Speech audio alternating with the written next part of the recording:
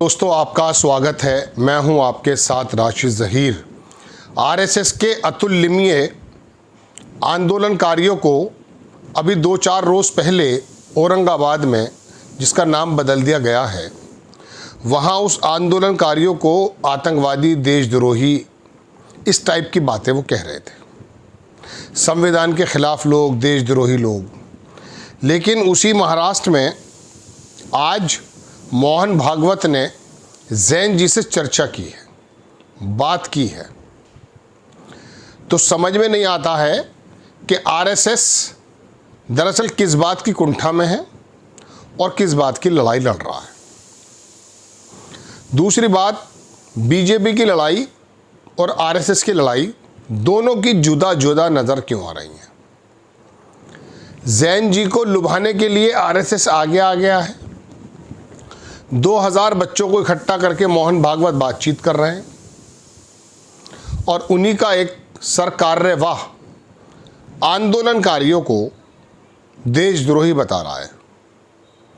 तो अब पहले तो ये क्लियर करना पड़ेगा कि आंदोलनकारी अलग हैं और जैन जी अलग हैं। आंदोलनकारी गालिबन वो उसी को कह रहे थे अतुल्य में, जिस शहर में अभिजीत दीपके है। अपने घर पर शायद अतुल लिम्बियों को सुन रहा होगा और मोहन भागवत को भी सुन रहे होंगे वो। तो उन्होंने ऐलान भी कर दिया कि हम कोई पार्टी नाम में हमारे आगे आए, लेकिन हम पार्टी बनाने नहीं जा रहे हैं। तो उनको देशद्रोही बताया उन्होंने। लेकिन उनसे जुड़े हुए, उनकी बातों में आए हुए, उनके आंदोलन में आए हुए जैन जी को वो कह रहे हैं कि साहब बातचीत करके इन्हें समझाएंगे, इन्हें बताएंगे।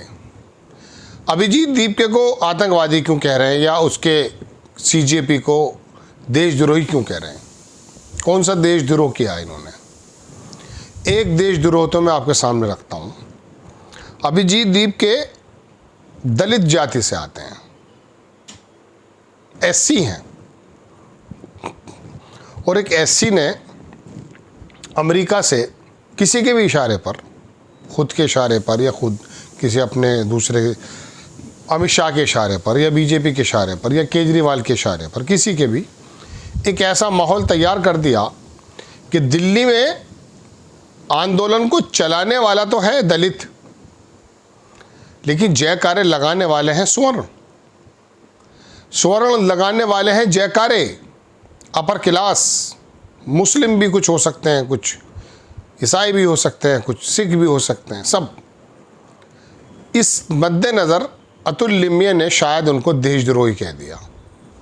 चूँकि आरएसएस का काम दरअसल ये था या है कि इन लोगों के अंदर वर्गीकरण करना है, मनुस्मृति को मानना है, और मनुस्मृति में शूद्र के बारे में जो बातें कही हैं, मैं हर एपिसोड में कहता हूँ। महिलाओं के बारे में जो बात कही गई है वो भी आप बार बार सुनते हैं। ताड़न की अधिकारी, उसको ताड़ना देनी चाहिए महिलाओं को, उनका कसूर है। महिलाओं का ये रोल है। आग के चिता पर बिठा दिया जाना इंसानियत के खिलाफ था या नहीं, या है। जिस धारणा में, मैं मज़हब तो इसे कहूँगा ही नहीं, जिस धारणा में महिलाओं को हस्बैंड के साथ चिता के ऊपर जला देने का काम हो, वो धर्म हो सकता है? कहीं नहीं हो सकता। जिस धारणा में प्रेम रोग फिल्म बनाई थी राज कपूर ने, बड़ी शानदार, पद्मिनी कोल्हापुरे उसमें बेवा हो जाती है और उस बेवा के साथ जो जुल्म होते हैं, गंजी कर दिया जाता है, कपड़े हटा दिया जाता है, दूसरी तरफ रख दिया जाता है। ये वाला व्यवहार महिलाओं के साथ हो, दलितों के साथ हो, कमज़ोरों के साथ हो, अल्पसंख्यकों के साथ हो, वो धारणा है क्या? नहीं, वो सिर्फ और सिर्फ ढोंग है। तो एक दलित के बारे में मनुस्मृति क्या कहती है, शूद्र के बारे में, कि किसी शूद्र के कानों में यदि गीता के शब्द पड़ जाएं, उसके कानों में शीशा पिघला कर डाल दो।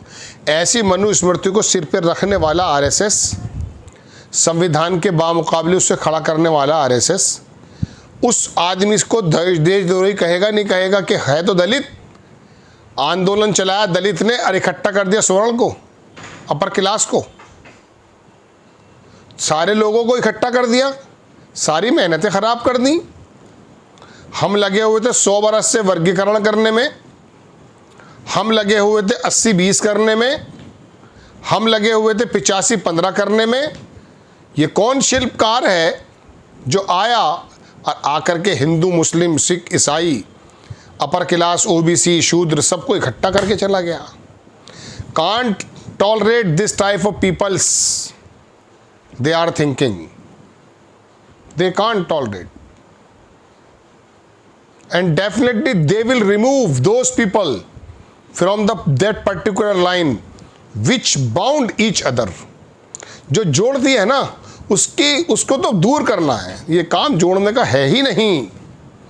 अब आप कहेंगे कि साहब मोहन भागवत की मैं बातें सुन रहा था, बच्चों से बात कर रहे थे, किसी बच्चे ने पूछ लिया कि 52 साल तक तिरंगा क्यों नहीं फहराया, तो बताया यह कि जब नेहरू जी ने पहली बार 1933 में कहीं फहराया तिरंगा तो वो अटक गया, 40 फीट ऊपर था, एक लड़का चढ़ा, खोल कर रख दिया, उससे बड़ा वो सम्मानित किया, वो हमारा आरएसएस का था।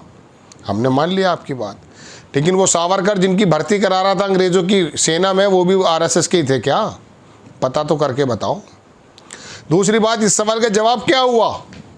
आप कह रहे हैं तिरंगे के लिए जान दे देंगे, तो तिरंगा फहराते क्यों नहीं? अरे जिसे मानते हो उसे धारते क्यों नहीं? जिसे मानते हो उसे धारते क्यों नहीं? धारण कर लो इस तिरंगे में अपने आप को। वीर अब्दुल हमीद ने किया है इसको, तिरंगे को धारण। देश का हर एक व्यक्ति तिरंगे को धारण करना चाहता है। तो मैं आपसे अर्ज़ ये करना चाह रहा था कि एक दलित ने आकर के सारे मामले को कुठाराघात कर दिया। ये है चिंता, ये है लड़ाई। मैं बीजेपी और आरएसएस की लड़ाई अलग अलग बताने हाजिर हुआ था, लेकिन आप यकीन मानिए अभिजीत दीप के याद आ गए एकदम औरंगाबाद की वजह से। तो मैंने इसलिए आपको ये पूरी कहानी सुनानी शुरू कर दी। वो कहानी मैं अब दूसरी बनाऊंगा कि बीजेपी की लड़ाई क्या है और आरएसएस की लड़ाई क्या है। तो एक अभिजीत दीप के ने, दलित लड़के ने आकर के सबको एक मंच पर लाकर खड़ा कर दिया। इतना बड़ा गम, इतना बड़ा दर्द हम कैसे बर्दाश्त कर सकते हैं? ये दिल में चिंता है, ये परेशानी है। जो लड़ाई लड़ कर के, जो नफ़रतें फैला करके आग में जलवा दिया था, वहाँ पर वो जो था चर्च का पादरी उड़ीसा में, यहाँ राजस्थान में हरियाणा के डकैतों ने, डाकुओं ने 2 भाइयों को जला दिया था गाय के नाम पर। हैरत की बात है, बलि देने में तुम्हें कोई प्रॉब्लम नहीं हो रही है, और वहाँ पर गाय के नाम पर 2 मुसलमान लड़कों को जान से मार दिया, जला दिया। जुनैद नासिर क्या नाम था उनका, जो राजस्थान के थे। हरियाणा के अंदर गौरक्षक ऐसे फिर रहे थे बंदूकें लेकर जैसे इनके बाप की जागीर है पूरा हरियाणा। अमित शाह के फ़ोटो खिंचवा रहा था वो बदमाश, फिर भागा फिरा बाद में। खैर, तो मैं आपको बताना चाहता था कि सारे के सारे प्रोग्राम को ध्वस्त कर दिया एक दलित ने। ये बड़ी तकलीफ़ की बात है। जय हिंद।